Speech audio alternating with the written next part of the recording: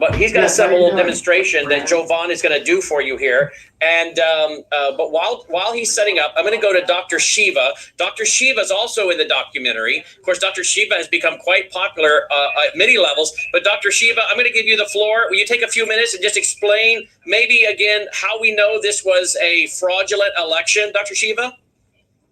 Yes, how are you doing? Great, Brandon? Great. Go right ahead. So you want me to talk about Massachusetts? Yeah, right? Great. Yeah, so to everyone listening, many of you may know that I ran for United States Senate in Massachusetts.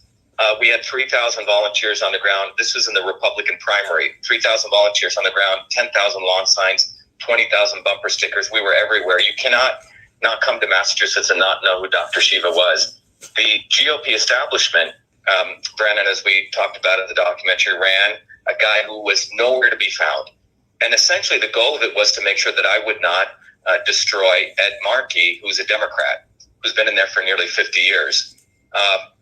So that was the plan. Well, but we were everywhere to be found on September 1st when the primary results come in. This was what was fascinating because I didn't think election fraud took place in the United States. And you hear about it in third world countries. And we find out is the following: on September 1st in Franklin County, which is a county of Massachusetts where nearly 80% of the votes were hand counted, paper ballots, I win by nearly 10 points. In every other county, Brandon, it was 60-40, 60-40, 60-40, 60-40, 60-40.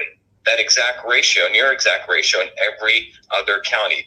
To a guy who, in black neighborhoods, Hispanic neighborhoods, to a guy who was non-existent, no real organization, no lawn signs, etc. And that's when I realized something is absolutely wrong. As a scientist, as an engineer, the deviation was so big. So by September 9th, I had figured out that these electronic voting machines in the United States, starting as early as 2002, and in the Diebold voting manuals, it clearly says on page 2-126 that there's a feature called the weighted race feature. What that means is computer algorithms. They allow for computer algorithms to multiply votes. So if you got 1,000 votes, I got 1,000 votes, it can multiply your votes, let's say by 2, my votes by 0.5, right? So you get 2,000 votes, I suddenly, mysteriously, I lose 500 votes, I only get 500 votes. Well, what we found in Massachusetts was that this anomaly took place, and one of the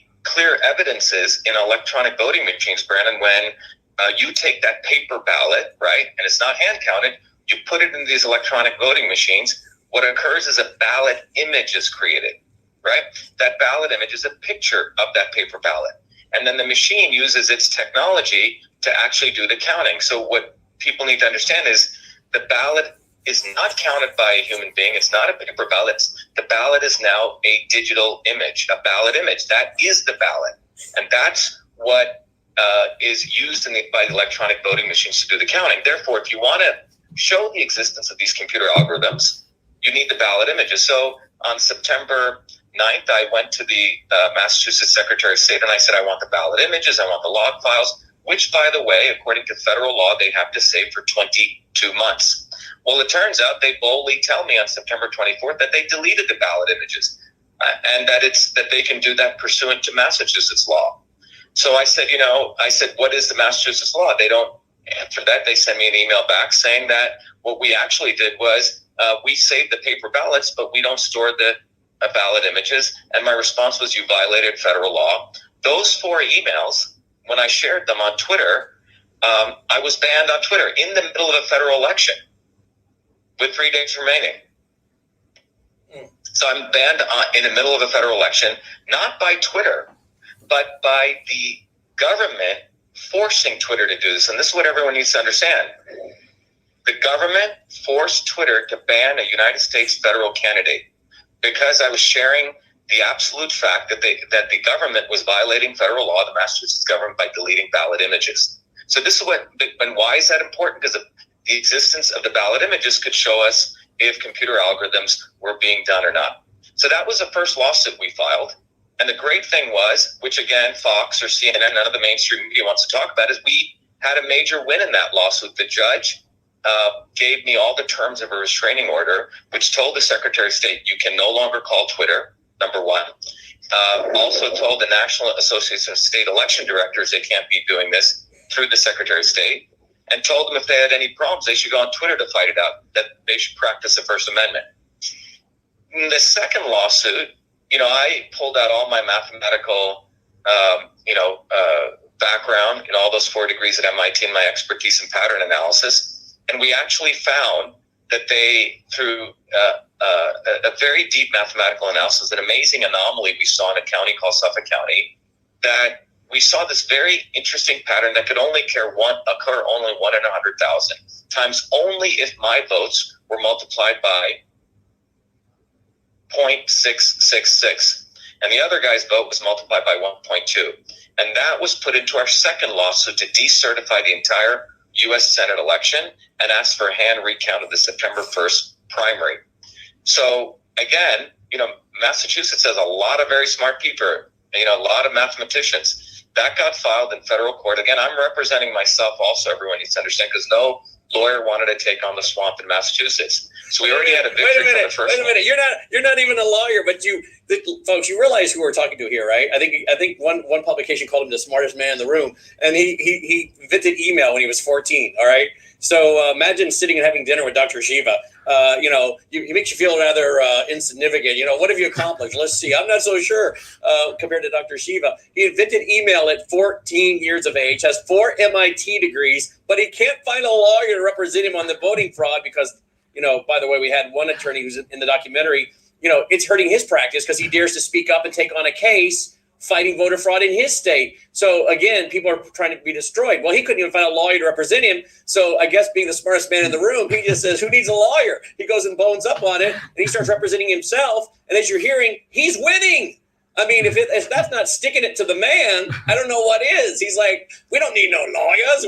I'll just represent myself. He studies it and he wins. But pick it up from there. This is the guy that invented email, by the way. One thing, Brandon, is we went after the real crime scene. The real crime scene is the use of computer algorithms. Look, I've spent my whole life since I was 14 years old when I was a full-time research fellow. I got to NYU when I was 14 in a computer science program.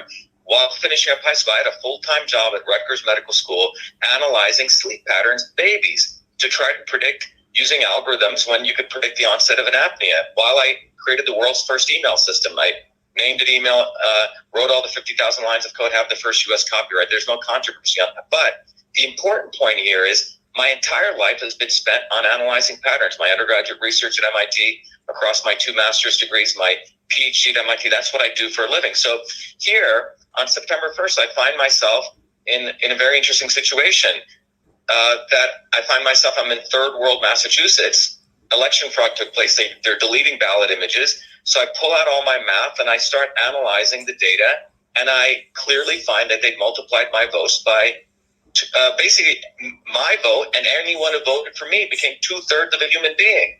This is like going back to 1787, when the ruling was the 3/5 compromise. Black people were 3/5 of a human being. In Massachusetts, they're 2/3 of a human being. Those people voted for me. So that was put into our lawsuit, which again I filed, to ask to decertify the election. Well, the Secretary of State files about 100 to 200 page response in rebuttals and demanding that the judge dismiss my lawsuit. Well, guess what? The judge denies their dismissal. So today, I have 2 lawsuits in federal court, both of which have survived dismissal. The only 2 lawsuits which have gotten 2 victories among all the lawsuits that have all gotten thrown out of court. This is in Massachusetts, where the American Revolution took place, where people were really wanting to understand, bring together, unify people. The United States Constitution was about unifying people against a king who did not want to give us fundamental freedoms. And what this is about, so we call our second lawsuit, Brandon, the one person, one vote lawsuit, which is a foundation of American democracy. So our lawsuits have been unrebutted, which means the Secretary of State, he could have gone to MIT, he can go to Harvard, he can go anywhere to find any mathematician. They have not been able to find any mathematician to refute our findings in our lawsuit. So we got 2 victories. Now we're waiting for the judge to make, the decision. But the great news that everyone needs to understand is that election fraud It's not voter fraud. We're talking about election fraud here, which is a systemic nature that these machines have the capability to use what's called a weighted race algorithm. And again, it's in the Diebold voting manual, the Diebold voting manual of 2002. By the way, Diebold is sort of the father or grandmother of many of these voting software. If you go look at the Dominion voting system software, they have a ranked choice voting, which talks about the ability to do weights. I mean, this is in there. Eric Comer, the executive vice president at Dominion, has made it very clear that ballot images are always created, and you need them in order to count the votes. Well, you have the Secretary of State, through his state election director, lying in an affidavit, a sworn affidavit, saying, "Oh, no ballot images got generated." So this is a level of disgraceful behavior you have by public officials, because a real crime scene is that we don't have one person, one vote in this country. We have selections. We do not have elections. And that is what we've been able to show in Massachusetts. And the interesting thing is, I'm in a two-sided situation here. Not only am I a pattern analysis mathematical expert with all those degrees, but I'm also the victim here. So I have standing in court, I'm representing myself, and I'm doing my own mathematical analysis. And this is what I hopefully inspires other people to recognize that we need to build a bottoms-up movement to unify people. Because whether you're black, you're white, you're left, you're right, you're Republican, or you're Democrat, if we can flip votes, if these machines deny one person, one vote, we're back to 1787. We're back to Dred Scott. We're back to pre-1964, when Earl Warren, 1964, he ruled and clarified that we need to have one person, one vote. So that's what we're leading here in Massachusetts for the entire country. It's about one person, one vote. These electronic voting machines afford the opportunity for whoever. And now we don't know exactly who flipped those votes, right? But we do know my votes were multiplied by 0.666 and my opponents by 1.2. All right, Dr. Shiva. Well, of course, we're going to find out in the documentary who was flipping some of these votes, because I think we have the big reveal coming soon in that documentary. Dr. Shiva, we're going to be getting on radio to talk about COVID, the vaccination, so many other things. What is your website, real quick, before we let you go? Everyone should go to vashiva.com, victoryalphashiva.com. And, we offer educational platform, vashiva.com/join. And everyone should join the movement for truth, freedom, and health, because that's what we need. Without freedom, we can't get to truth. Without truth, we can't have health. And without health, we don't have the strength to fight for freedom. It all begins with the ability to have open discourse and free speech, particularly political speech. Thank you, Dr. Shiva.